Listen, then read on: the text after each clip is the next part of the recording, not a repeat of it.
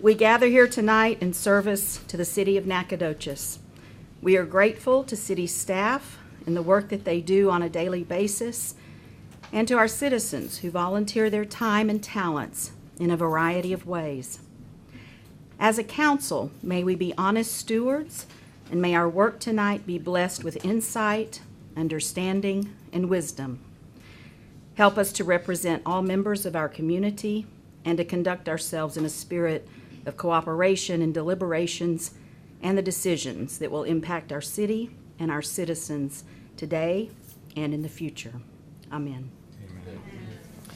I'd like to call the meeting of May the 7th, 2019 to order. And our first item of business is to canvass the results of the May 4th, 2019 regular election and to consider adopting a resolution declaring the results.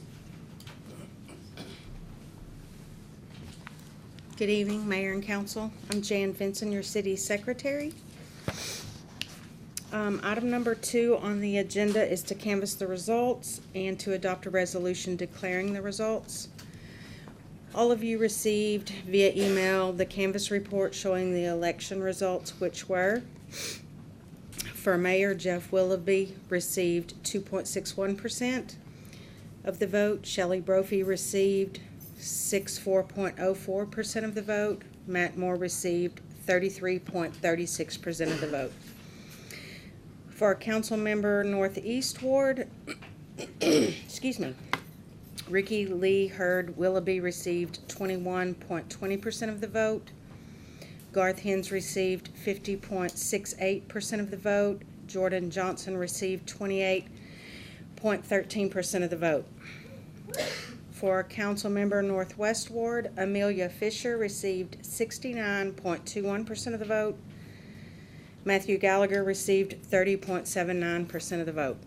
On the screen, it shows the numbers received in absentee early voting election day and the totals, and you all should have gotten that via email as well. And after public comment, I'll answer questions if you have any. Okay. Is there anyone here that would like to say anything about the canvassing of the results of the election? Okay. Hearing none, Chair would entertain a motion for approval. Motion to approve. I'll second that. Okay, moved and seconded. If no further discussion from council, all those in favor, please signify by saying aye. Aye. All those opposed, same sign. Motion passes. Before we get to agenda item number 3, I would just like to take a moment to thank Matt Moore for his service on the council the last 2 years.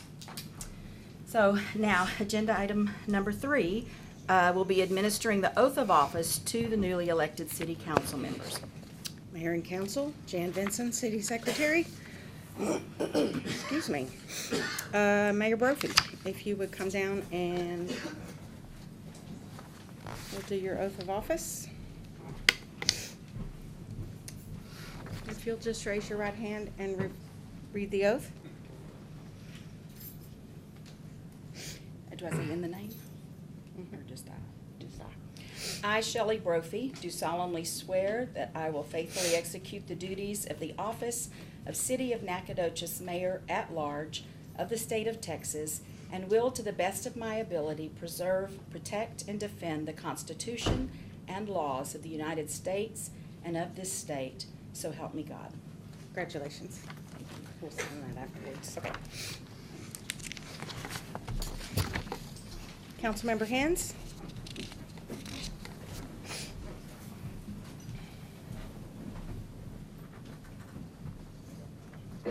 Raise your right hand and read that for me. I, Garth Hens, do solemnly swear that I will faithfully execute the duties of the office of the City of Nacogdoches City Council Member Northeast Ward of the state of Texas, and will, to the best of my ability, preserve, protect, and defend the Constitution and laws of the United States and of this state, so help me God. Congratulations. Thank you. We'll get that signed up. And last but not least, Amelia Fisher.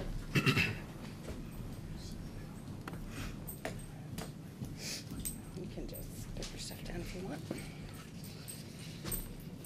Amelia, if you will just raise your right hand and read starting with I. I, Amelia Fisher, do solemnly swear that I will faithfully execute the duties of the office of the City of Nacogdoches City Council Member, Northwest Ward of the State of Texas, and will to the best of my ability preserve, protect, and defend the Constitution and laws of the United States and of this state, so help me God. Congratulations. Thank you. And if you will go around here to this seat, we will get you set up.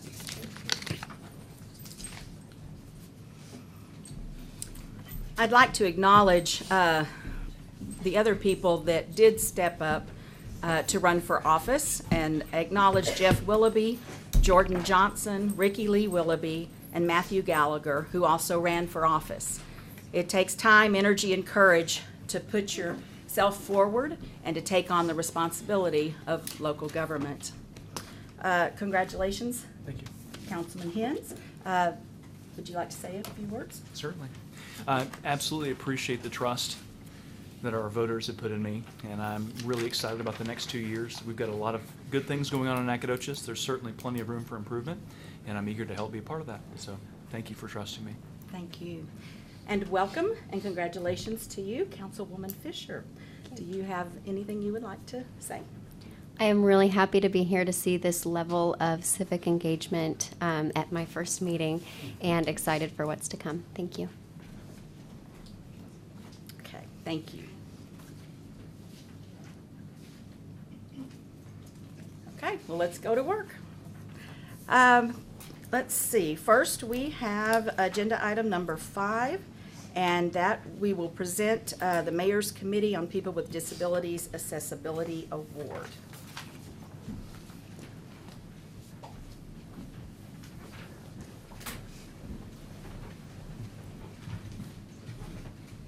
So, I'm going to, here's the award, and I have Laura Sowell and Adela Yoshipur-Pett and Janie Richardson. Welcome. She's gonna have us. You are excellent, excellent. Here, come stand right next to me.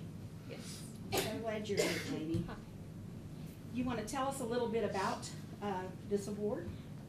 This award, well, the committee was formed to help advocate for people with disabilities in the city of Nacogdoches. And this is our effort to do that. We recognize businesses that are recognized as being accessible and friendly to people with disabilities, and this is our way to raise awareness for those things. So we are presenting this award to Newts for this year, 2019. And we have Jessica Graham,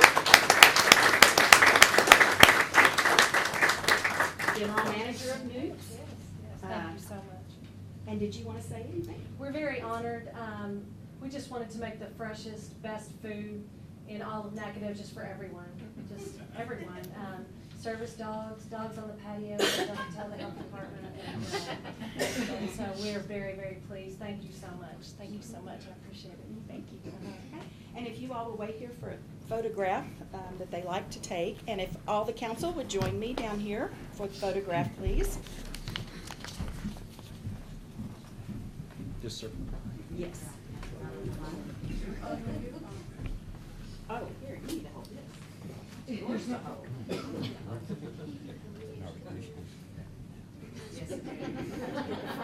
Got a new setup now. 1, 2, 3. Thank you. Congratulations. Thank you all. Appreciate it very much. Oh, y'all need to stay down here, please. Yes, ma'am.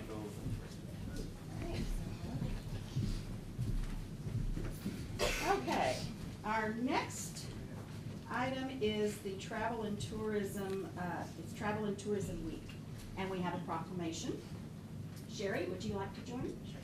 Sherry Morgan is our director of our Convention and Visitors Bureau, and the proclamation reads, whereas travel has a positive effect on Texas and the nation's economic prosperity and image abroad, and impacts business productivity and individual travelers' well-being, and whereas travel to and within the United States provides significant economic benefits for the nation, generating $2.5 trillion in economic output in 2018, with nearly $1 trillion of $6 trillion? $6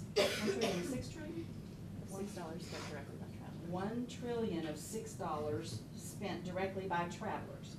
And whereas travel is among the largest private sector employers in the United States, supporting 15.7 million jobs in 2018, including 8.9 million directly in the travel industry and 6.8 million in other industries. And whereas traveler spending directly generated tax revenues of $171 billion for federal, state, and local governments, funds used to support essential services and programs. Direct traveler spending in the city of Nacogdoches contributed to over $65 million to our local economy. And whereas meetings, events, and incentive travel are core business functions that help companies strengthen business performance, educate employees and customers, and reward business accomplishments, which in turn boosts the United States economy. In 2018, domestic and international business travelers spent $327.5 billion. And whereas travel is a pillar of economic growth, creating jobs at a faster rate than other sectors, welcoming visitors has always been and always will be the enduring ethos of the travel industry in Nacogdoches. Now therefore, be it proclaimed that I, Shelley Brophy, Mayor of the City of Nacogdoches, and on behalf of the City Council, do hereby proclaim May 5th through 11th, 2019 as Travel and Tourism Week in Nacogdoches, Texas, and urge citizens to join in this special observance. So here you go. And come up here. And I'll close in. We'll take another photograph. Look at me, 1, 2, 3. Perfect. Thank you. Thank you. Thank you very much. Appreciate you.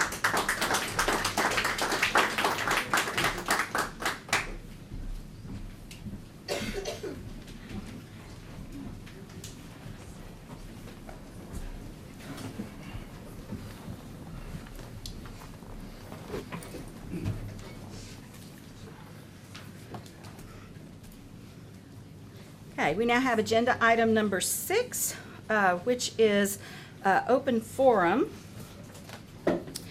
And just as a reminder, the open forum is the public's opportunity to address council on any matter related to the city that is not on the agenda. In accordance with the Texas Open Meetings Act, City Council generally cannot discuss, consider, or take action on matters not listed on the agenda. Your comments are limited to 3 minutes. First, we have Heather Olson Beal.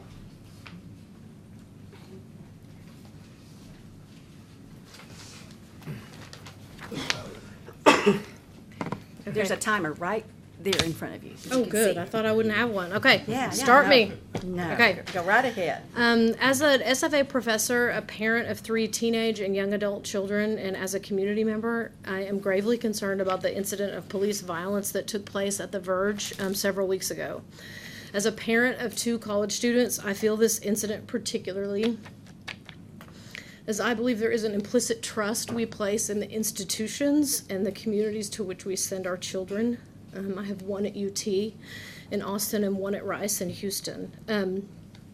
A trust that we place in them that they will do everything that they can to keep our children safe when they are living away from us. As a professor at SFA, I feel that this incident shows that we collectively as a community failed to do so for these students. The incident with an off-duty police officer not only hurts, threatens, and endangers the students there that night, it hurts, threatens, and endangers so many students of color at SFA and people of color in our whole community. And I'm sure that this failure will have ripple effects for years and years, decades, and generations to come. As a member of the university community, I feel we have a special responsibility to advocate for our students, which is why I'm here, to speak up when we feel our students have been treated unjustly and or have been harmed, be it physically, emotionally, psychologically, and or by our justice system or by our community, and to commit ourselves to taking concrete action steps to further educate ourselves and the community so that Nacogdoches can become a place where all our students feel safe and supported during their time at our university and in our community. I urge the City of Nacogdoches and the Nacogdoches Police Department to work proactively and create an independent civilian review board which would investigate complaints by members of the public concerning misconduct by police officers. Many, many, many citizens around the country are moving towards citizen review committees. A quick Google search will pop up dozens upon dozens of hits and research articles. I believe a collaborative committee, if it were made up of people who represented the demographic composition of our community, would go a long way towards reassuring the Nacogdoches community, and especially SFA students of color, that they can be safe in Nacogdoches. As a city council, please make a concrete action plan to address this issue, not just this particular issue, but this issue in general. There's data showing that it's a problem. We shouldn't deny it. And then please clearly communicate that plan to the community so that we can be a part of making sure that no more incidents like this take place again, ever, in this town. Thank you. Thank you.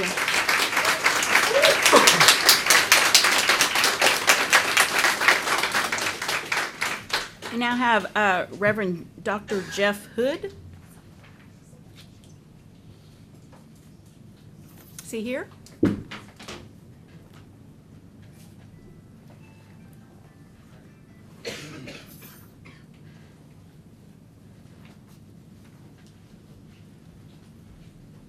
Is this you? Reverend Dr. Jeff Hood's daughter had to have surgery today. Okay. She shoved a berry in her ear, so he pre-recorded a message for you all. He really wanted to be here, and so he pre-recorded a message. Is that okay with your? Mayor, no, if an individual's here to speak in person, then certainly if they are one of the first five, then that's allowed, but a pre-recorded message, that's not addressed and not allowed as far as the open forum. If there's a sixth application, certainly that can be moved up. Okay. Okay. We will move to the next person, Devontae Peters.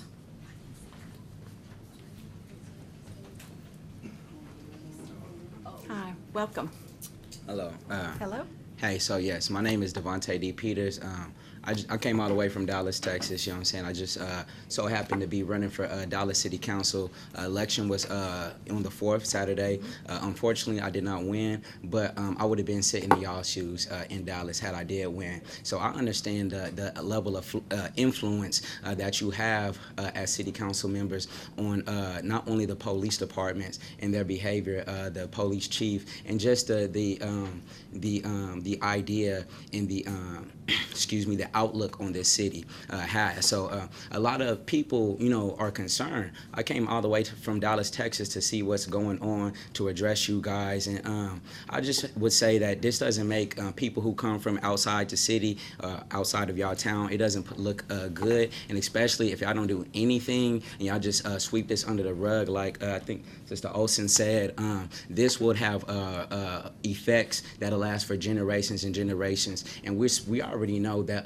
Nacogdoches, is a city that or a town that has a long racial history. So for y'all to speak on this situation would be historical, okay? This would be in this town where has a long history of violence towards black people, people of color, and for you to say something and for you to publicly condemn this officer, this police officer, and his conduct would be historic. It'll show Sister Shannon that, that y'all care, you know what I'm saying? And if y'all don't, it'll show the opposite, that y'all do not care. And then I would go even further to say y'all need to drop these charges on Lindsay, or get them dropped and speak to the police chief, get these charges dropped, because that on Lindsay and Kayla, because that is you don't charge victims of a crime. You wouldn't charge a rape victim for public intoxication, would you? So why would you charge a victim of an assault for a crime? You know what I'm saying? What I'm saying. So, and it's very confusing, especially when you have youth that are going to college that are possibly trying to be public servants like yourself. And then what do you think if you just spit in their faces by not doing anything? What would that do to other students who possibly want to come to y'all's town, spend money, and say, yes, I was a product of SFA? You know what I'm saying? saying? But if you do not do that, then you might potentially have people that don't want to come to this town. You have people that don't want to get an education from SFA that will use other options. You understand me? So, and also, I would like to address the behavior of that officer. I couldn't really stand to watch the entire video, but what I seen a young sister's breast falling out of her shirt. I seen a knee being drive into a girl private area, and this to me looks like somebody who preyed on these women, especially if he lives in that complex. You know that these sisters live here, and then you went out of your way to put the law, quote unquote, in your own hands. I would say to y'all, please step up and do something about this, or Nacogdoches is not going to sit well with this. I thank y'all for your time. Thank you.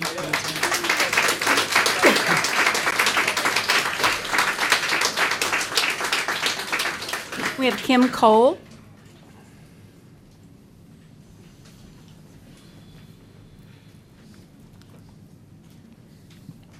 Malcolm X said that the most disrespected woman in America is the black woman. The most unprotected woman in America is the black woman. That ends. We will not stand for it. Officers take an oath to serve and protect the community. These young ladies were members of the Nacogdoches community. Mayor Brophy, I watched you stand here and take an oath to honor the Constitution. And the Fourth Amendment of the Constitution of the United States of America guarantees that citizens are free from unlawful seizures.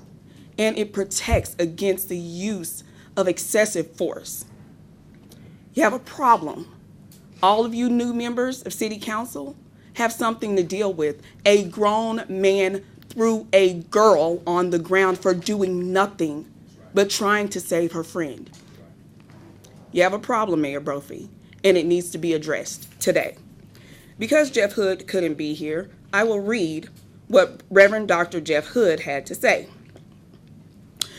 To the church gathered tonight, 3 years ago, I stood before a rally of thousands of people and firmly declared, "God damn white America." Hours later, 5 Dallas police officers were killed right before my eyes. Since then, people have consistently asked whether I regret what I said. These people want a specific answer. They want me to grovel on my knees in repentance. Repeatedly, these questioners are shocked when I resolutely declare I do not regret one syllable. And keep in mind, Reverend Dr. Jeff Hood is a white male. The only thing I regret on that night is that I didn't say it loud enough for the people in Nacogdoches to hear me. Maybe such language could have stopped this atrocity. I don't know. I simply know that this community needs an exorcism. There are demons in your midst. I can see them on that videotape. There is evil in their eyes. Oh God, grant us an exorcism tonight. Traditional churches ain't gonna help. Hell, they're complicit. Indeed, such spaces are often full of demons. Tonight, when you look around, know that you are surrounded by people of God. You are the church. You are the exorcist. You are the only hope this community has.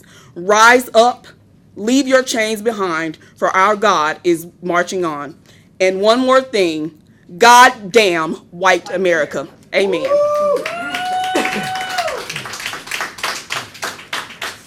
Thank you, Ms. Cole. Jonathan Adams.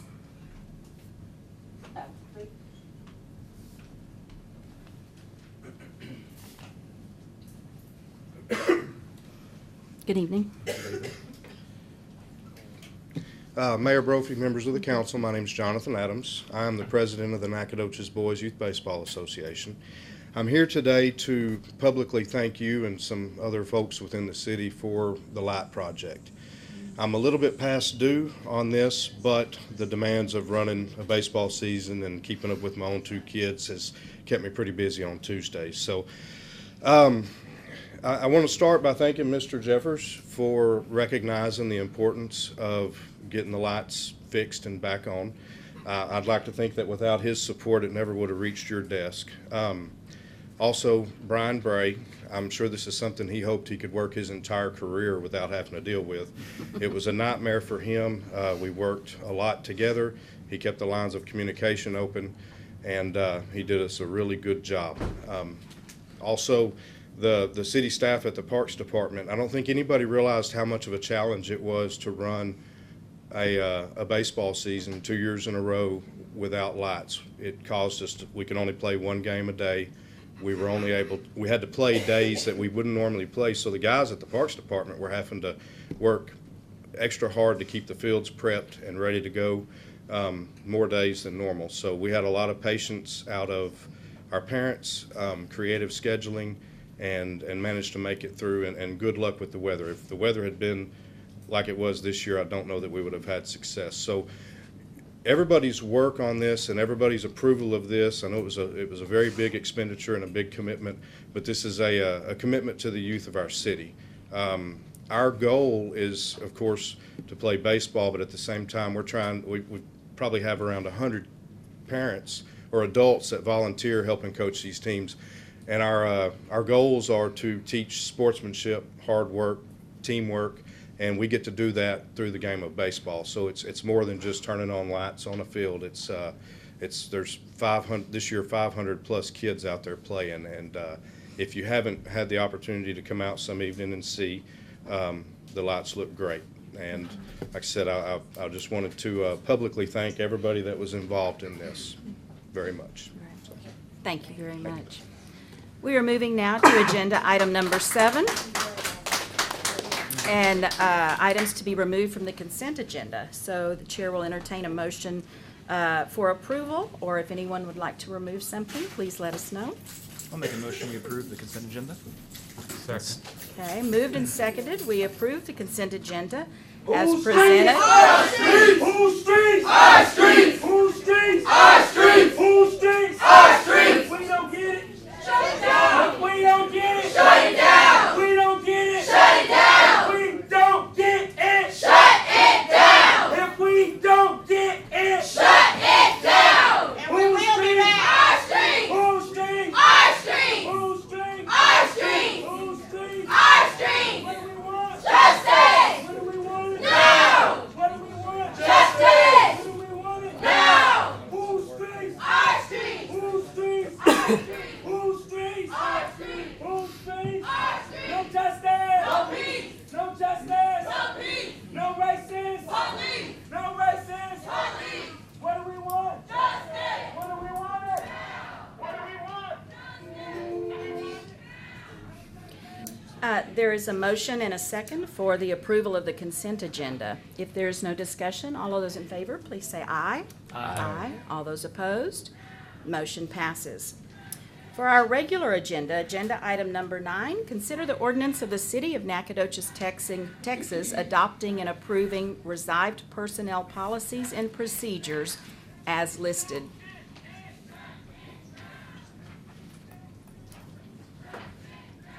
Mr. Pearl, good evening. Mayor, Council, how are y'all? Stephen Pearl, Human Resources Director. We're good? Okay. I'm here tonight for your consideration of an ordinance adopting and approving the employee handbook. And some of this will be repetitive from last meeting, but we do have a new face on the council. So, and Mr. Bolden skipped out on me last time. You can hear it for the first time. You should have told me you were going to be here tonight. But just want to hit on some of the high points, and if you have any questions, I'll be happy to answer those, or we can have a discussion on those. So the need for the employee handbook, the main reasons for a handbook is to protect the rights of both the employee and the employer. It clearly lays out the do's and don'ts of the city. It has all of our personnel policies in a single document where employees can easily refer to them. It just helps the city run smoothly and lets employees know what is expected of them. Current policy manual, what we have now, was adopted August 15th, 1995. Since then, multiple policies have been revised, added, removed, and this was done in different ways throughout the years. which kind of created a hodgepodge of a personnel policy, which is confusing to employees sometimes because maybe they didn't get the insert, or there's another policy that's separate from the manual they received, things like that. So for a while, the city has been working on a new employee handbook, and now we are finally at the adoption stage. The proposed employee handbook, we used best practice draft policies from Betty Lynn, who's a personnel attorney who's worked with the city in multiple cities across Texas on various personnel issues. Some of the policies are specific to the city of Nacogdoches, like Christmas pay, step up, things like that. And while this is a total rewrite, just about all of it reflects current city policy or current practice at the city of Nacogdoches.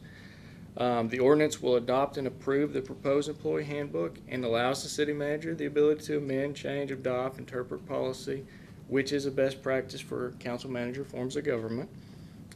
Council has the authority of personnel matters given by state law or city charter. And also, as a part of our ongoing recodification and review of city ordinance, it amends sections of Chapter 2 of our Code of Ordinances as well. The significant changes are listed here on this slide, including the increased payout of the sick leave upon retirement, which in my opinion is the most significant and comes with an increased cost. And if you have any questions, I will be happy to take those at this time. Okay. Are there any comments from anyone that's here about any changes that we're making in the personnel handbook? And just for your information, this has been going on for a year. You've been working with, reviewing with employees and supervisors, department heads. Council's been involved. Yes, ma'am. And we had those discussions at our last meeting. Council, do you have any questions or comments about any of these changes? Yes, Mr. Bolden? Well, since I wasn't here last week. Yeah, I know you wasn't. I just have two questions. Okay. On the, what is the policy on drug testing now? Drug, it's very little, I guess. There's a lot more, there's newer laws, newer requirements. There's DOT requirements for employees that have CDLs. And so that's the biggest change to we're following the current laws, but that's not in the policy manual now. So that's probably the biggest addition to this policy, is making sure we're in compliance with the DOT laws. So it could be specific to a department then? Yes, so Depends on some if you departments have heavy machine CDL drivers driver. and some of Yeah. them do not. And so they fall into a different category. Okay. Grievance appeal process, is there a committee? I mean, you know, you file appeal, does it go to a committee? Yes, sir. It can. That is the last step of the process. If the employee is still not satisfied with the outcome, they can do their final appeal to the city manager, who has the authority to create a grievance appeal committee to Okay. hear that if he sees fit. Yes. Thank you. Anything else? I have a question, Go since right I ahead. also was not here last time. Yes, ma'am. I noticed that in the section having to do with equal opportunity on not hiring or firing, discrimination on the basis of sex, race, it does not include sexual orientation, and my question to you is why? I got you. Good question, and it is something that we talked about during one of our many meetings with council and city manager. And like I said, most of these policies are just draft policies, and federal law currently does not cover sexual orientation, and so we just went with the, race, color, sex, religion, national origin, age, disability, and genetic, and so those were in there. And in our discussions, we talked about, we're not going to discriminate for any reason, of course, but if there is some kind of harassment taking place because of sexual orientation, we feel our policies will address that in the harassment section. So that's Right, but kind not- of the short answer on that. Okay, but not in the hiring and firing. I understand that federal law doesn't currently make it unlawful, but it seems like we're moving in that direction, and I Yes. feel like it should probably be included. I got you. Yeah, there actually is a Supreme Court case now, I believe, that is considering that, and I know that they've talked, is it included in sex as one of those categories? So yes. Madam Mayor, I'll just say that if somebody asked me if sexual orientation was in the policy, I would have said yes. So I concur with Councilwoman Fisher, and that it should be in the policy. And he would have authority to amend that. Well, we can make that amendment with the motion that is made. Are there any other questions or comments? Okay, hearing none. Would you like to make a motion? I would like to make a motion. First motion.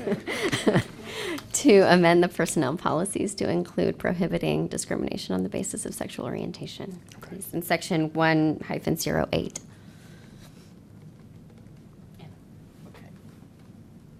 And then approve it. And then approve the personnel policy as amended. Okay.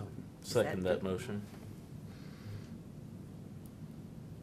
Yes, one could certainly, if one was so inclined, make a motion to approve the ordinance as presented, as well as adopting and approving the personnel policy with the amendment to include sexual orientation.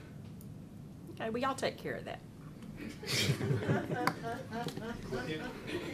Okay. Do you want her to restate it? That would be best. Okay. Thank you. I would like to make a motion to amend section 1-08 of the personnel policy to include sexual orientation and then adopt the personnel policy as amended. And ordinance. Thank you. Need I a will second? also second that motion. Thank you, Mr. Anderson. Okay, moved and seconded. Any other further discussion among us? Not, all those in favor, please say aye. Aye. All those opposed, motion passes unanimously. Thank you. Thank you. Agenda item number 10, presentation of Nacogdoches Convention and Visitors Bureau mid-year report for fiscal year 2018 and 19. Ms. Morgan, good evening again. Hello. Hello. Woo. All right. So, I am Sherry Morgan, and together with my team at the CVB and our trusty dog, Charlie Doches, we are charged with positioning Nacogdoches as a historic destination by attracting overnight visitors and positively affecting the city's economy. We do this by encouraging and enhancing and promoting tourism-related business and special events in the Nacogdoches area. That's a cute dog right there. We need that. Let's focus. Okay. So, at the beginning of the fiscal year, we had our marketing plan approved, and in that we outlined the theory that we were going to use in our approach to marketing Nacogdoches. And we went through our analytics on our website and through our visitor logs, and we identified 5 distinct pillars of focus that we wanted to use in our marketing efforts, and those are history, nature, arts and culture, antiques and unique retail, meetings, conference spaces, and opportunities. And I'd like to take a few minutes to show you how we took that from theory and how it manifested in our digital and print marketing. And I forgot this, but we wanted to address those 5 pillars while framing our narrative around the people and the stories of Nacogdoches. So we have Zion Hill Baptist Church, faithfully preserving history. This was the full-page ad ran in Sawdust, encouraging alumni to bring groups back to Nacogdoches. The small third-page ad ran in Texas Monthly, promoting Wine Swirl. We had our Christmas, old-fashioned Christmas in County Line magazine.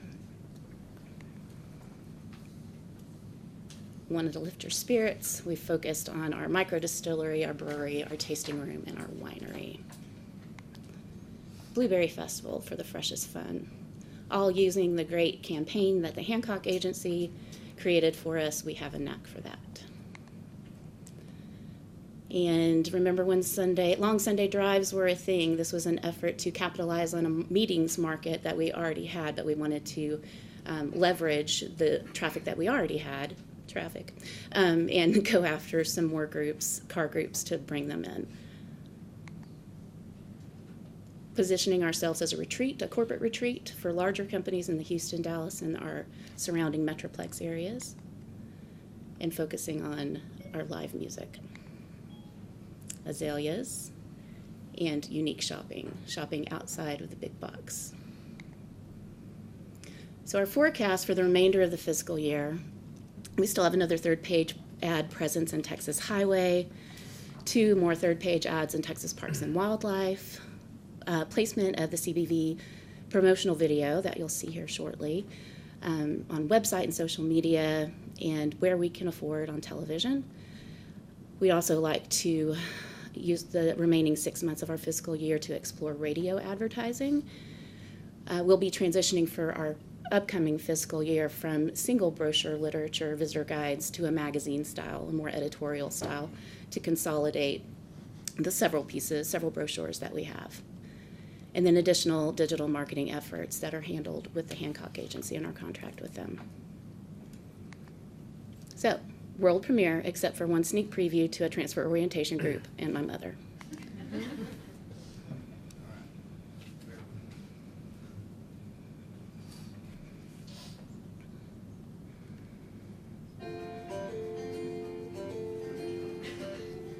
Nestled among the majestic, towering tall trees of East Texas, cradled in what feels like a natural cathedral of pine and azaleas, lies a town steeped in the history, the culture, and the legacy of the Lone Star State. Welcome to Nacogdoches, the oldest town in Texas. Come with me as we stroll along the red brick downtown streets, where you'll be welcomed like old friends who have finally come home to visit. Step into Milford's for a good story or an old-fashioned straight razor shave from a third-generation barber. Then stop by the old mercantile shop and relive the general stores of a bygone era with saltwater taffy, dime deposit root beer, and, if you time it just right, a little bit of rhythm and bluegrass. From there, it's only a short walk to the newly restored Fredonia Hotel. Established in 1955, this historic landmark has been completely renovated with an eye for detail, making it an icon of mid-century modern design. In Texas' oldest town, it's easy to see historic preservation is alive and well. So plan a Nacogdoches trip today. When you want to go where the old feels new again, and history and hospitality meet, come see us, because we have a knack for that. To our nature lovers out there, you'll love the natural beauty Nacogdoches has to offer. Designated the garden capital of Texas in 2013, our town is home to the Ruby Mize Azalea Garden, the largest azalea garden in the state. Spend a day enjoying the lush scenery of the Stephen F. Austin State University Arboretum, a 19-acre garden with the most diverse collection of plants in the South. Reinvigorate your spirit and reconnect your soul by soaring through a stunning canopy of pine and oak treetops at Zipnac along 900 feet of tandem zip line. Or lace up your hiking boots and experience the serenity along one of our gorgeous creekside trails. If fishing is what you're looking for, you'll find it at one of our 2 area lakes or just next door at Sam Rayburn Reservoir, known for its year-round rating for largemouth bass. So pack your camera and load up your bike, because when it comes to experiencing nature at its best, we have a knack for that. As you'd expect from a city with more than 300 years of cultural history, Nacogdoches is one of Texas' top venues for regional arts and entertainment. Visit the Cole Arts Center for year-round exhibitions from artists worldwide, displayed on 2 floors in a restored former 1880s opera house. Reserve your tickets to world-renowned performances at Stephen F. Austin State University's Fine Arts Theater, with award-winning acts scheduled year-round. Introduce yourself to our diverse dining scene, from a growing food truck community with Texas Monthly Acclaimed Barbecue to everything from Southern favorites and even Asian fusion flair. You can treat your taste buds here. We also have a local craft brewery, vineyard, wine tasting room, and distillery just down the way. And as the sun sets low, find yourself at one of a dozen venues in a town that's fast becoming known for its vibrant live music scene. Listen to some of the best homegrown red dirt and bluegrass music you'll find anywhere in the state. Then dance your night away at the famed Bonita Creek Dance Hall, where major label artists meet regional bands and singer-songwriters on a big stage with an even bigger dance floor. If laid-back live music is on your playlist, we have a knack for that. If you're ready for the unique as well as the antique, you'll find your treasure in the quaint retail and boutique shops in Nacogdoches. From the only professional stained glass studio in the area, to a store on the square dedicated to all things Texas, there's something for everyone regardless of taste, budget, or passion. And with countless antiques and handcrafted goods displayed down every brick street, including unique fashions and home furnishing finds, you'll run out of time before you run out of options. So if an eclectic shopping experience in a historic downtown district makes your heart beat, we have a knack for that. If you're looking for that perfect venue for a wedding, reunion, or corporate convention, look no further than Nacogdoches, where history meets hospitality. Discover the undeniable charm on display at Millard's Crossing Historic Village, with its quaint collection of preserved historic structures. Or reserve the restored old tobacco warehouse downtown, with enough room to easily entertain a few hundred of your closest friends. Host corporate conventions and company meetings at the Fredonia Hotel's newly restored full-service convention center, with state-of-the-art meeting rooms and ballrooms, and the same timeless service that comes with the Fredonia name. When you want to impress and intrigue your guests, invite them to a town that reflects its 9 flags of history through a cultural legacy of service that's never ceased. Because after being in business for 300 years, we have a knack for that. Come with me in the morning light. You can find me tomorrow. Take the lead, darling, hold tight. Kiss all your troubles goodbye. Kiss all your troubles goodbye. Up in the cloudless sky.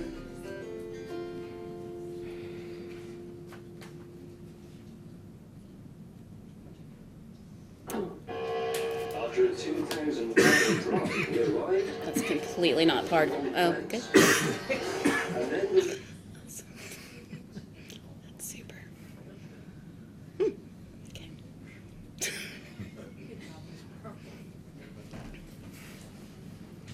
Okay. We subscribe to a media monitoring service called Meltwater. He'll catch up.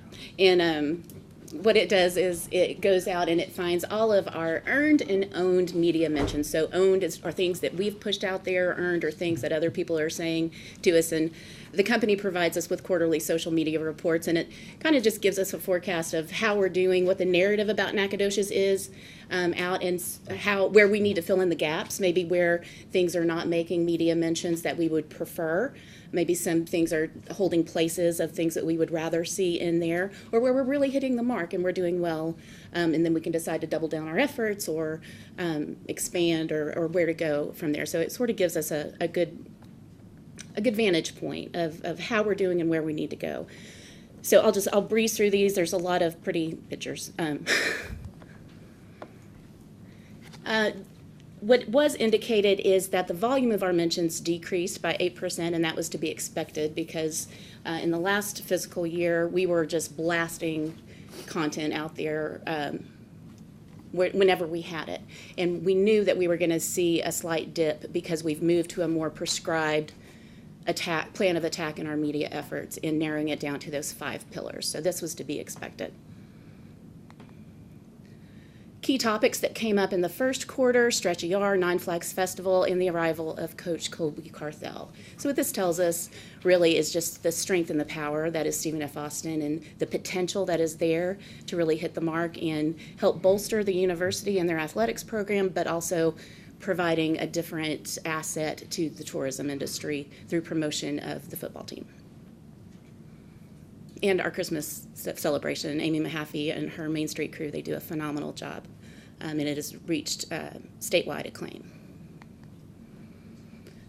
There's a nice little word bubble about words that are associated with us.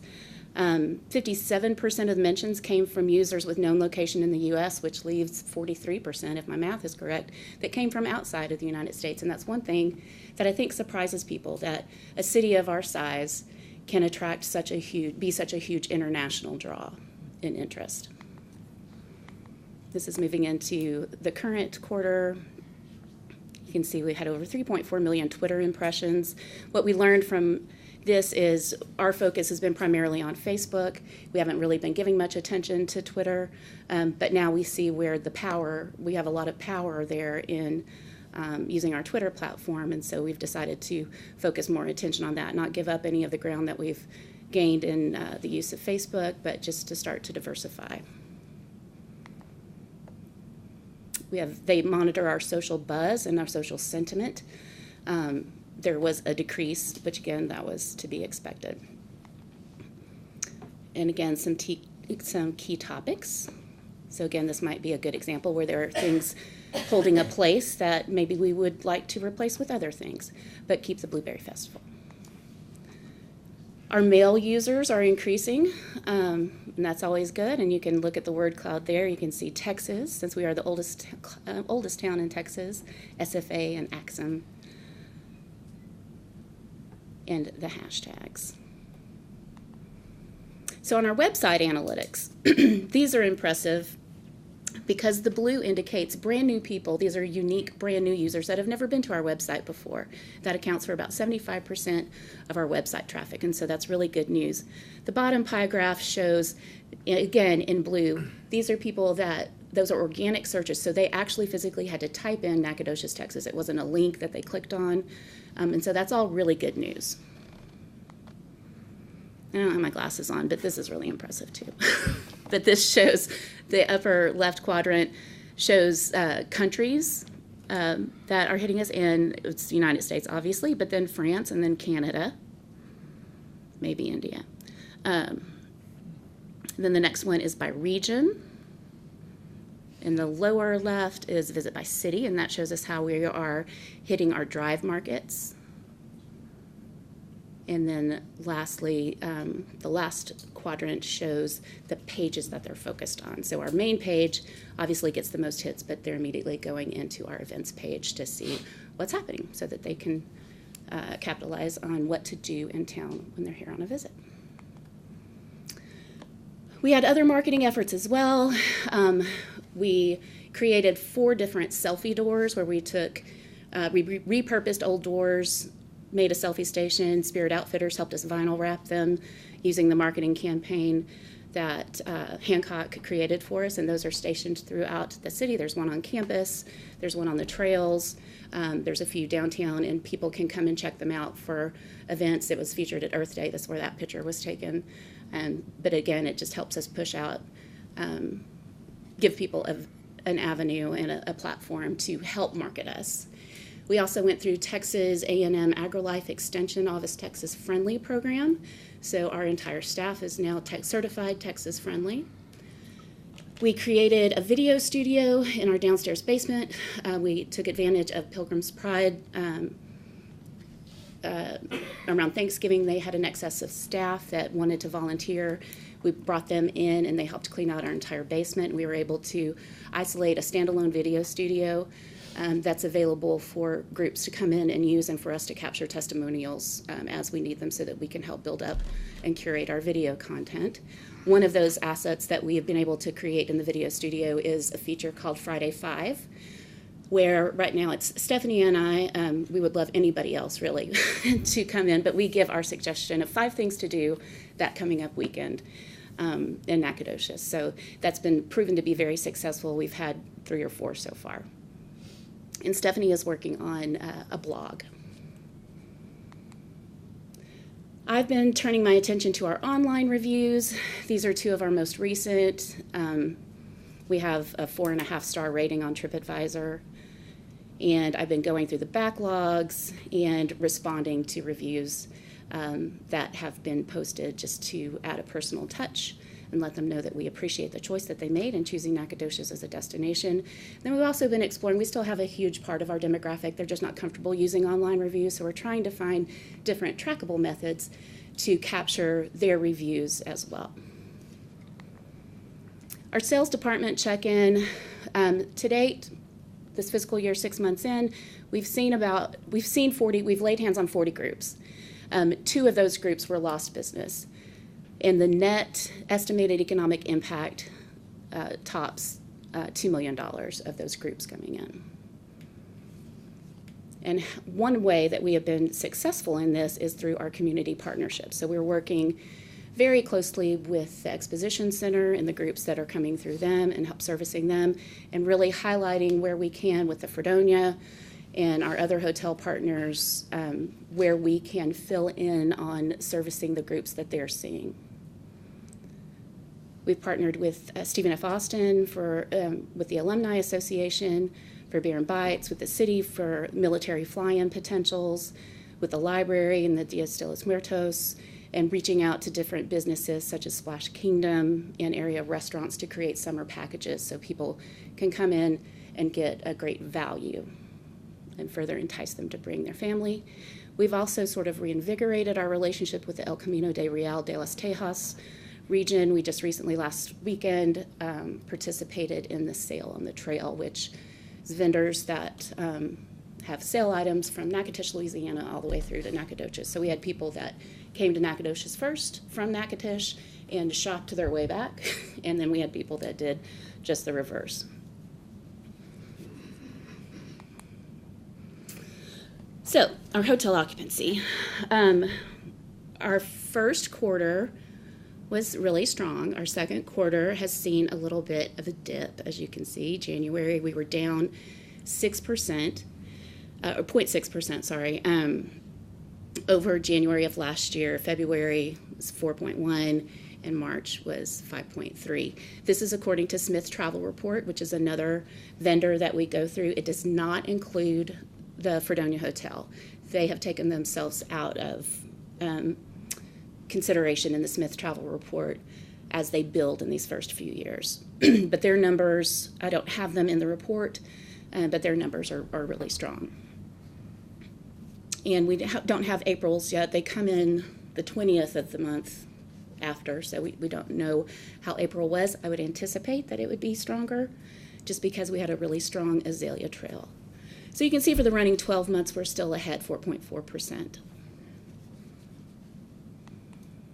Our budget check-in, 6 months in, our income, we're at 42.3%. Our expenses are at 50.2%, so just about where we should be. Our income is a little lower than usual. We're having an issue with hotel occupancy tax remittance. And so I think that would be an easy fix for that. Visitor requests for information, website requests for information fulfilled 378, call-in request 200, and then walk-in visitors 7,348. That's huge. And then the current projects that we're working on, we're working with the governor's office to become a designated Texas music-friendly community, which would help us in that arts and culture pillar that we want to highlight all the many live music opportunities that are taking place in Nacogdoches, because we know that that is something that drives decisions when people are looking for places to visit. We're assisting in the Mayor's Monarch Pledge. We're updating and rotating the museum displays in the Charles Bright Visitor Center. We are offering hospitality training through that Texas A&M AgriLife. I'm a certified trainer, and I'm working in conjunction with the Chamber of Commerce with Shop Nac First to do on-site training and workshops to certify different businesses and employees in basic hospitality service training with that curriculum. And always working on our own volunteer recruitment and training for volunteers at the Visitor Center, because without our volunteers, we wouldn't be able to be open 7 days a week. And we need to make sure that we have a strong supply of volunteers so that we don't wear them out. Because as you can see with walk-in visitors, we've been busy. And that's it.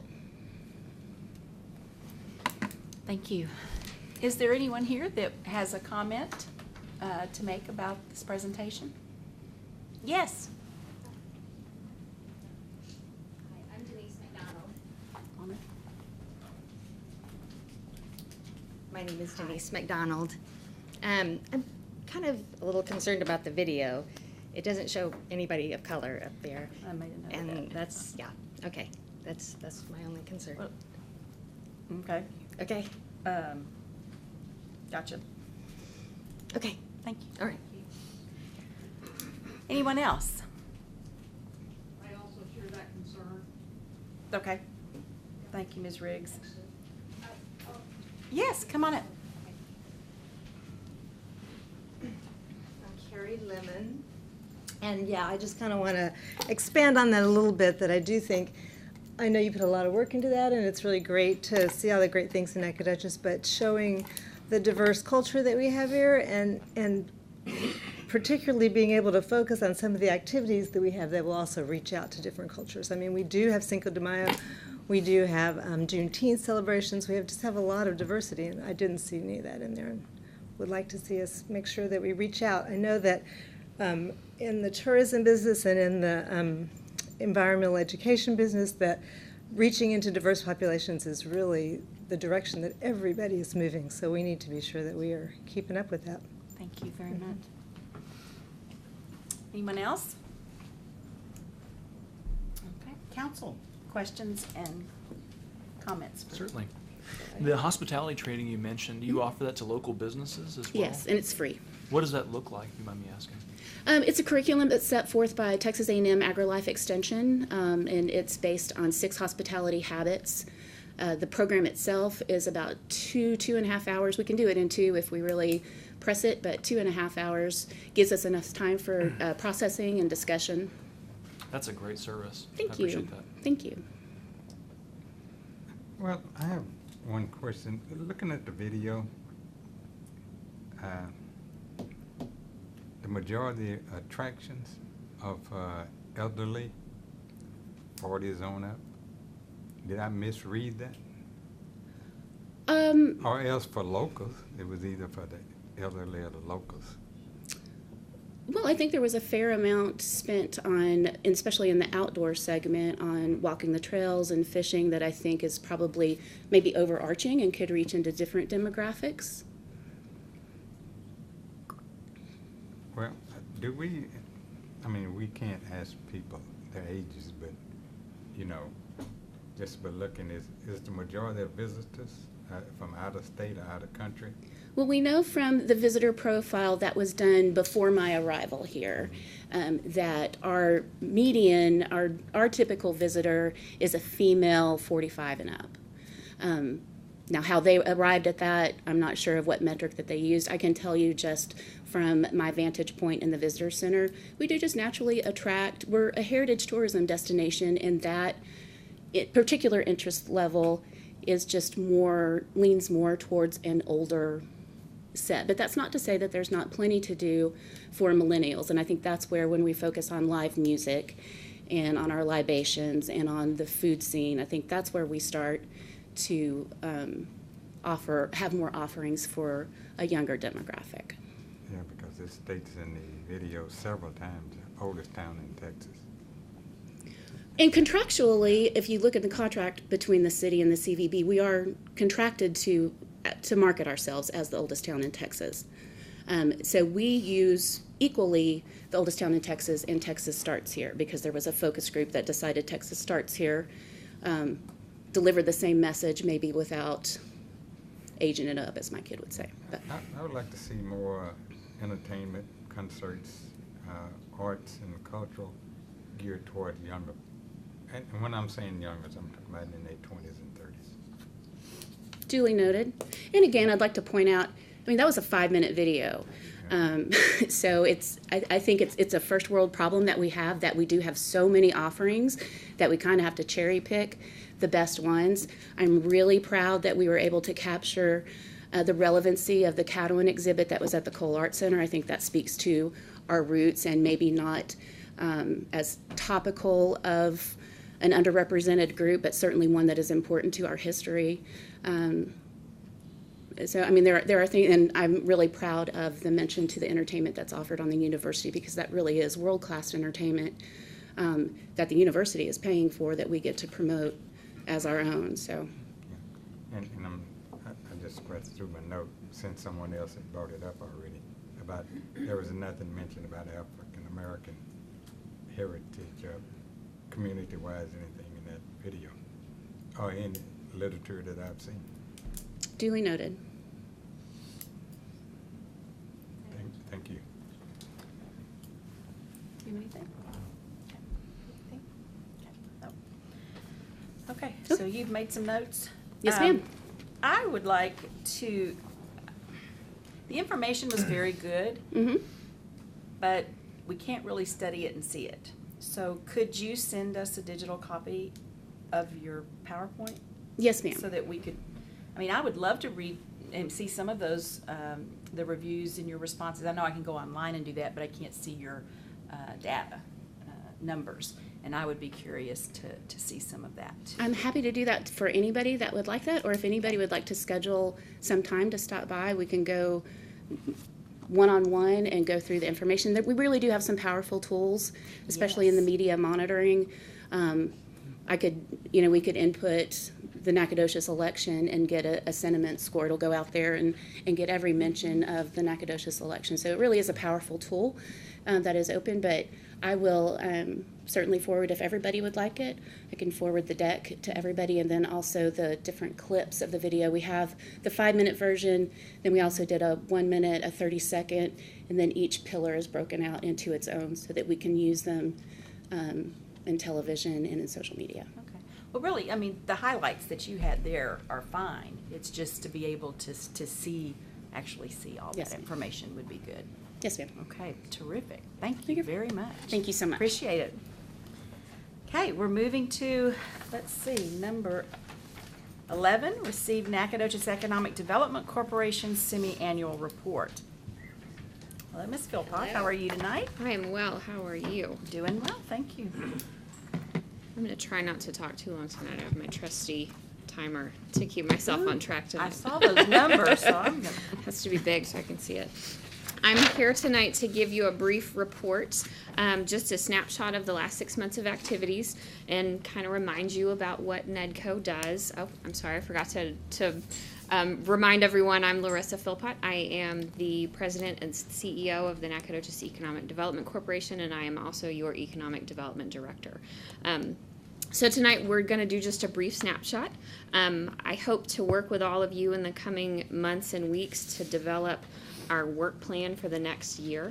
So tonight we're just going to kind of skim the surface of what we've done over the last 6 months.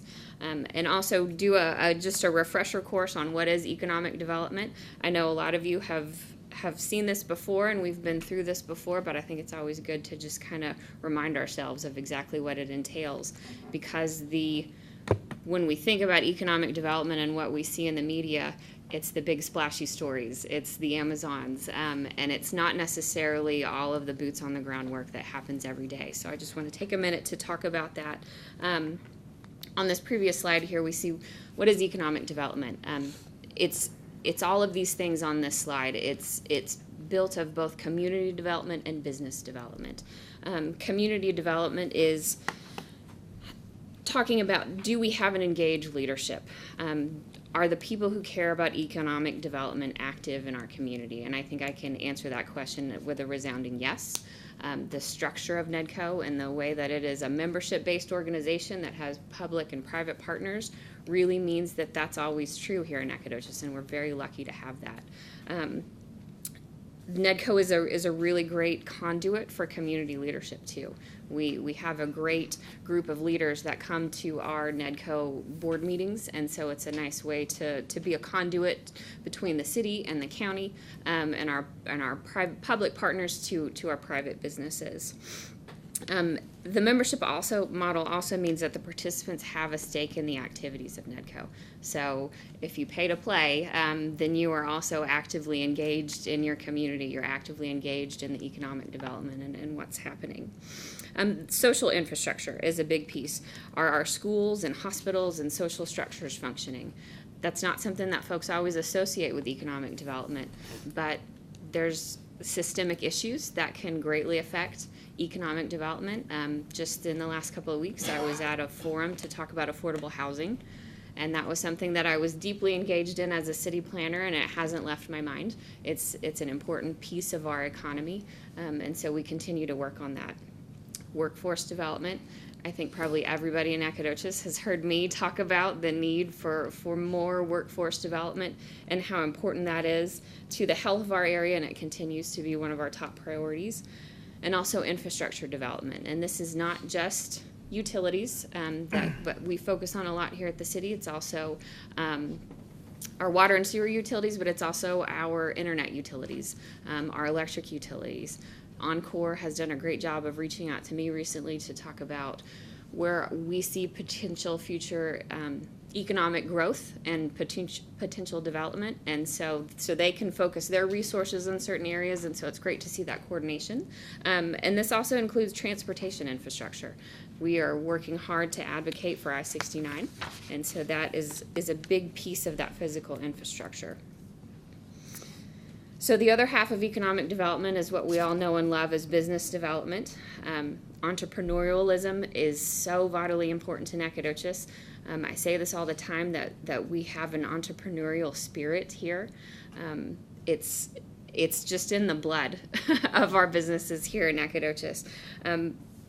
Entrepreneurs have to accept a big risk, but they have big rewards. Some of our biggest industries and businesses here in Nacogdoches started from very small businesses right here in Nacogdoches County. And so we work hard to grow those. We work on our entrepreneurship programs. We work on education, and also I have a note on here, sometimes it's just a hug. Sometimes it's just a come talk to me, have coffee, and let's work through your problem. Because some of the things that entrepreneurs face are difficult and kind of scary to walk through. So do you need help with a permit? Well, come talk to me and we'll walk through that process. Retention and expansion. That's our local businesses that are already here. Helping those who are already here and helping them expand, keeping an eye on those businesses to check in with them and see who's having a problem, what are the red flags that are happening, and how can we head off those issues before they actually do become a problem. So if you think about those two things, focusing on growth at home is incredibly important before we start reaching out. We of course do both simultaneously, but it's important that they all get attention. So then traditional and new economic development. So this is where you get you should go out and get Amazon, you should go get Target. This is where it comes in, except it's not that simple. We don't cold call Amazon and say, come locate here. We work with industries and businesses that we have an existing relationship with. We know who we are, and we know that it is efficient and effective to build on our existing relationships.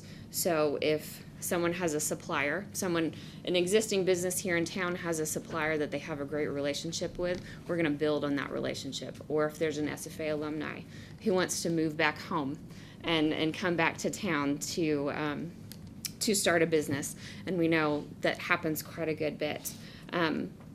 Also working with industries that have a good fit here in Nacogdoches. Of course, wood products, the things that you would guess that are already here and traditionally have a good fit. On the flip side of that, we want to make sure that we are branching out into new industries, advanced manufacturing, IT, those types of industries. That's something that we're working and planning on and growing in the future. We have a little bit of traction in there, and have some more information about that'll be coming to you soon. And the last piece of that, it's labeled tourism, but it's really quality of life. You've heard Sherry Morgan say time and time again, a place that people want to visit is a place that people want to live, and vice versa.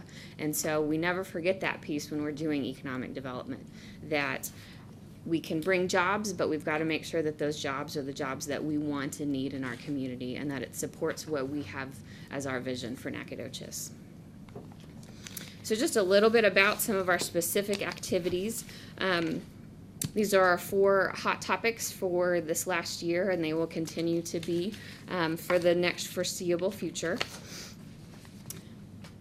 Our major accomplishments that have come up in the last 6 months, our Entrepreneurship Academy. I'm always a fan and quick to brag on that, because it's a great program that I think is actually going to be replicated across the region because it's so successful. We have, again, rely on our membership base to come in and be experts that come in and teach that class. Councilmember Hens is great to help facilitate several of those sessions.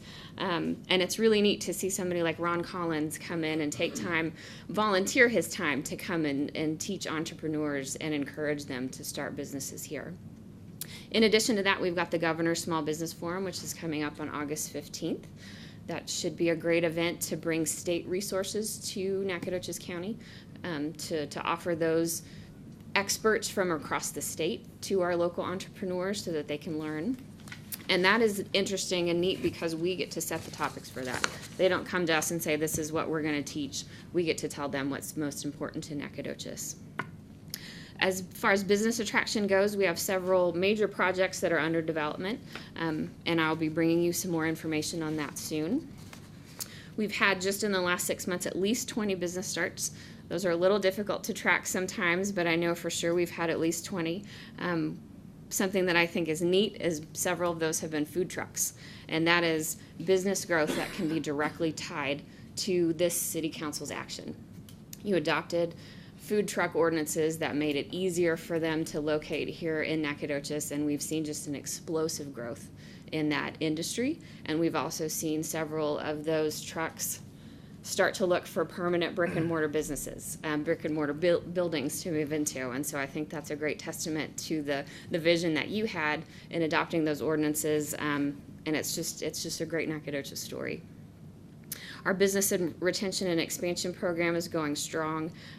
That includes both regular visits to our local businesses, as well as a collaboration with the Chamber to host educational activities. We just had a class a couple of weeks ago that Claire Robbins with Manpower held to talk about some recent changes or upcoming changes in HR laws. And we hope to just continue to host those regular classes. Sales tax is expansion of local sales, and sales tax revenue is always a major goal of ours. Right now it is up a small percent. It's not a number that I'm excited about, but it is not completely flat, and it is not negative. We're hoping to continue to grow that. A part of that, an important piece of that, is we acted, staff, as a liaison to site developers working through the process. So bringing in more retail sales honestly means more retail development and building and growing more retail. And a lot of that is communicating with site selectors. Ed Poole is our retail chairperson, and he does a fantastic job of communicating with site selectors and connecting them to me as well. I'm very excited about our Opportunity Zone designation and marketing. That has been a boon for Nacogdoches, even though we haven't been able to publicly advertise projects that have been located here yet. Please know that there are several in the works. It has put us on the map for site selectors that would not have ever seen us or known that we were here, honestly, because of the competition that we face throughout the state and throughout the country. This puts us on a better playing field.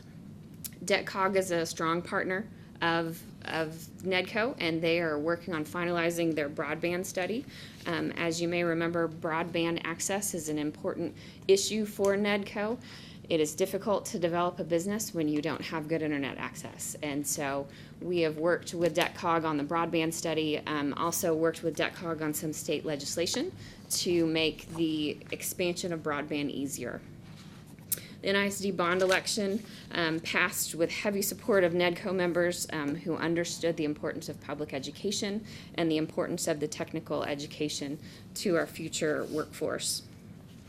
SFA internships, I've served on 2 committees. We had an SFA committee that worked on making it easier for SFA students to track and register for and work through internships. And then also on the business side, we had a committee of business members and chamber leadership and how we can get our local businesses to offer more internships and to kind of make it less scary to offer an internship. And so we've got a lot of great information that we're about to push out on that. We will be speaking at the 4th Friday Luncheon coming up here at the end of the month to kind of unveil all that information. The Angelina Nacogdoches Area Manufacturing Council, which actually just changed names to the East Texas Manufacturing Alliance, which I think is somewhat easier to say. This is great because the important first outcome of this is that we have collaboration between Nacogdoches and Lufkin. And I think the first time I said that in a meeting, I heard somebody gasp in the crowd behind me. It's it feels fresh and new, and it's exciting.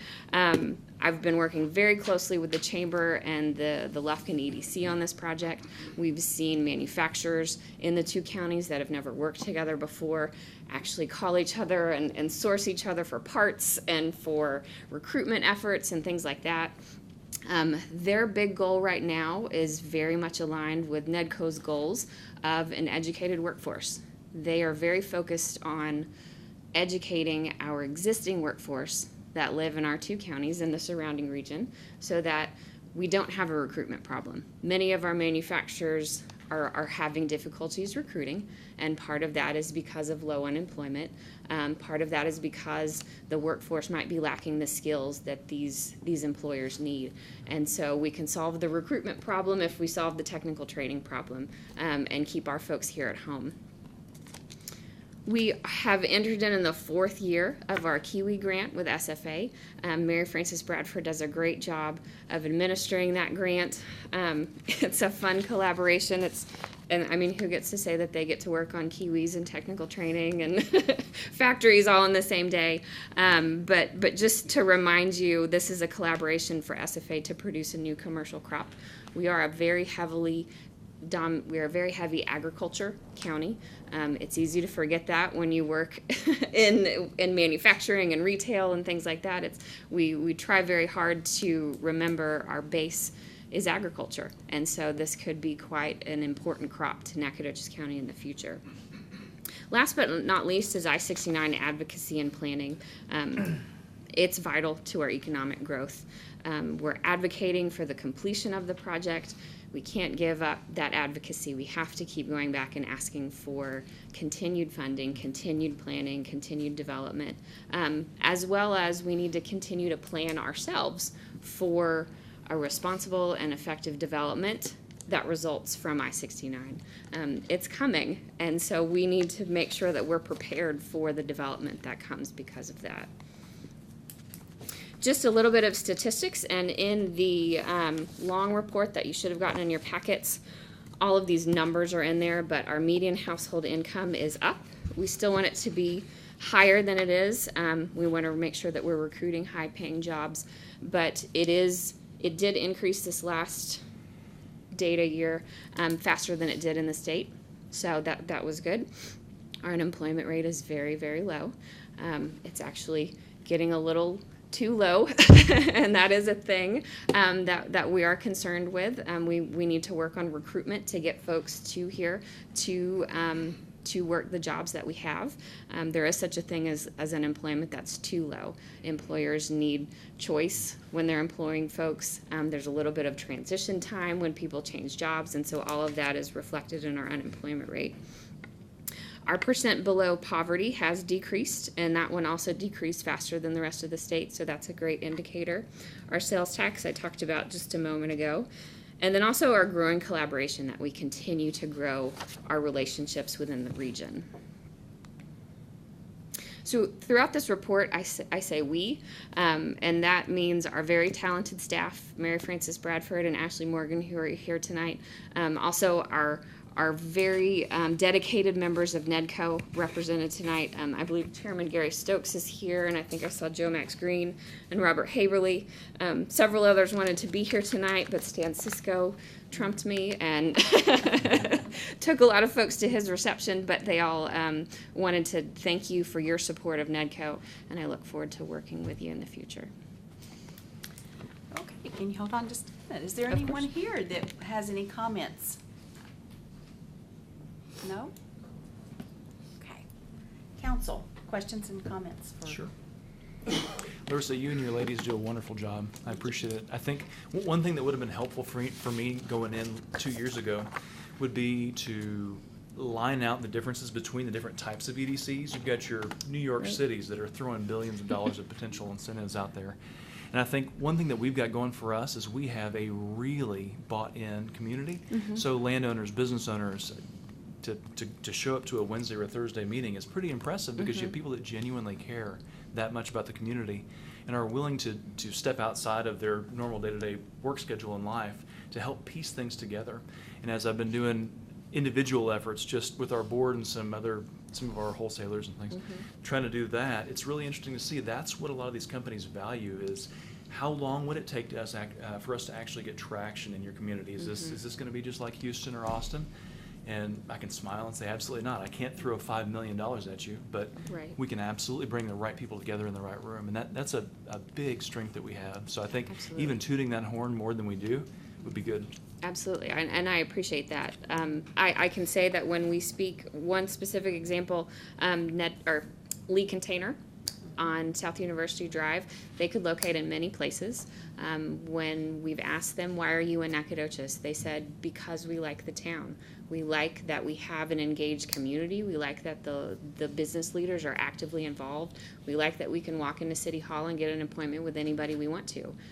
We like the workforce here. So they just enjoy everything that Nacogdoches has to offer versus you don't get that in Houston. Sure. And so I appreciate that comment. We will try to do a better job of tooting that horn. and I will be happy to provide y'all information about the different types of EDCs. I think that's good information for you to have. One question, the opportunity zone, is that region-wise or that's county? It was designated by the governor on a census tract basis. So it is not all of Nacogdoches. The census tracts had to first be in a certain income bracket, so that immediately knocked out some of our census tracts. But it is 75% of Nacogdoches County, all except for the northeast ward. And then it is a lot of Angelina County as well.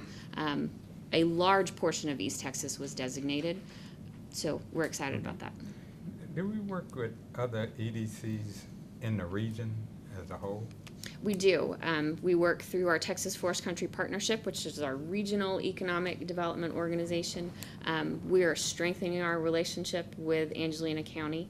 I have ties with our friends over in Center, Texas. We've worked together on some training programs, and we send each other leads from time to time. Thank you. I have a question. Go ahead. Besides the class that you mentioned where we get people like Ron Collins to go and speak to people who are considering opening their businesses, do you guys offer entrepreneurial support for other people in other ways that are not NEDCO members? We do, through our collaboration with the chamber, because they have a much larger membership base than we do. We offer those classes. We're trying to offer them every other month or so. And then also the Entrepreneurship Academy, we have two phases of that, I guess. We have the brand new, I'm thinking about starting a business, and then we also have, I started a business 6 months ago or a year ago, oh my gosh, I need help.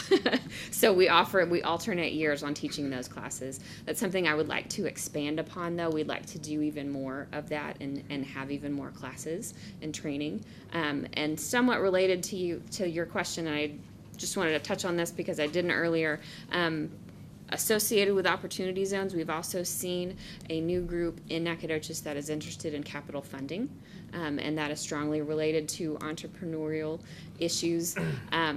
Not being a 4A, 4B city, we somewhat struggle sometimes with being able to offer capital to small businesses, and so this is a way to resolve that issue.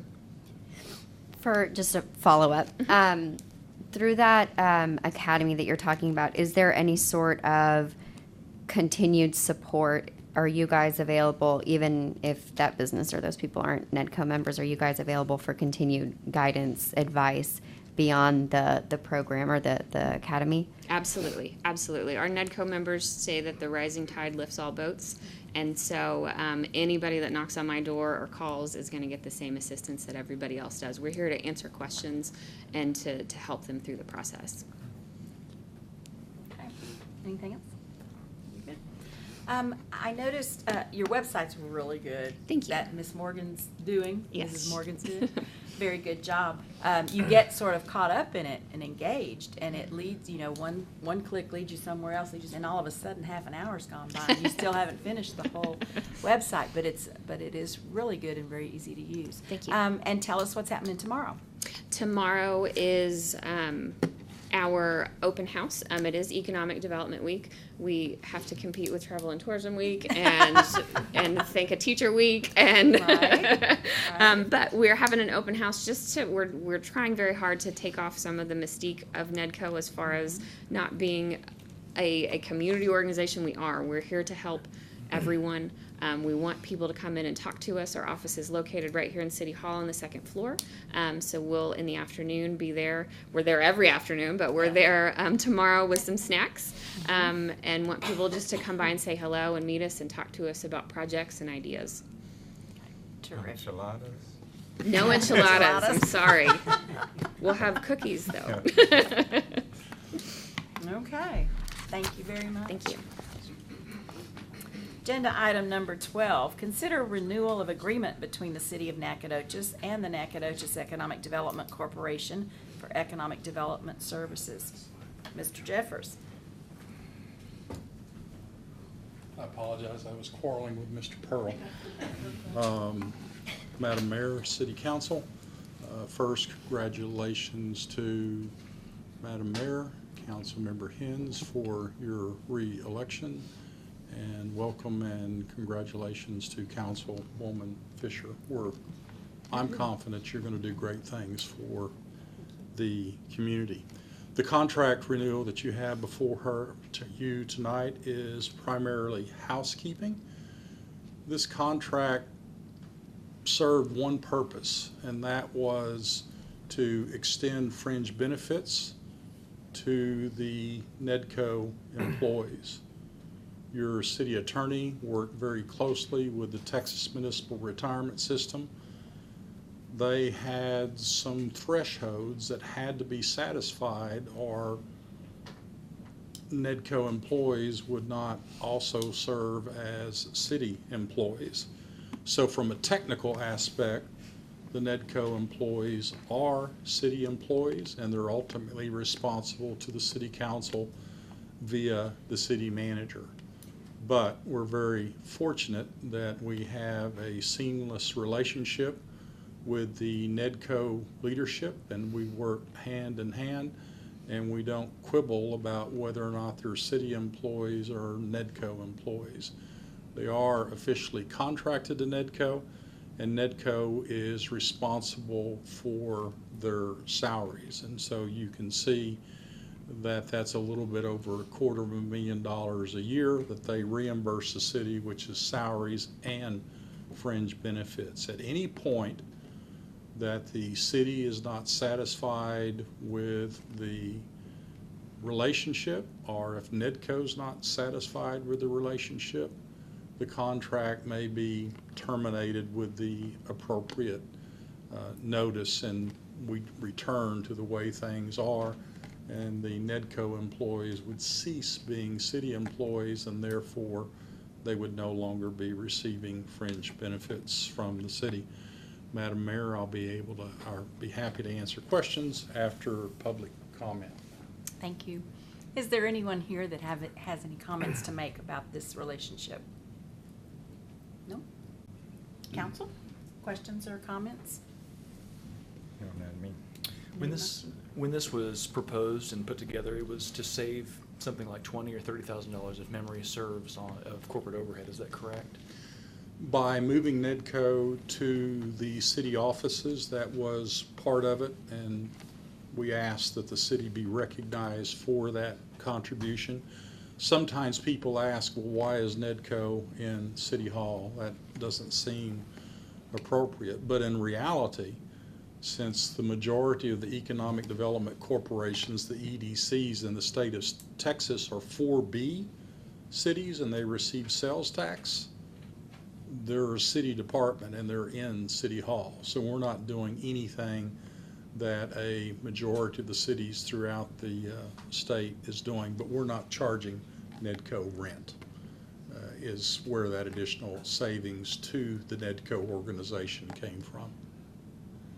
and Larissa got to move back into the office that she vacated.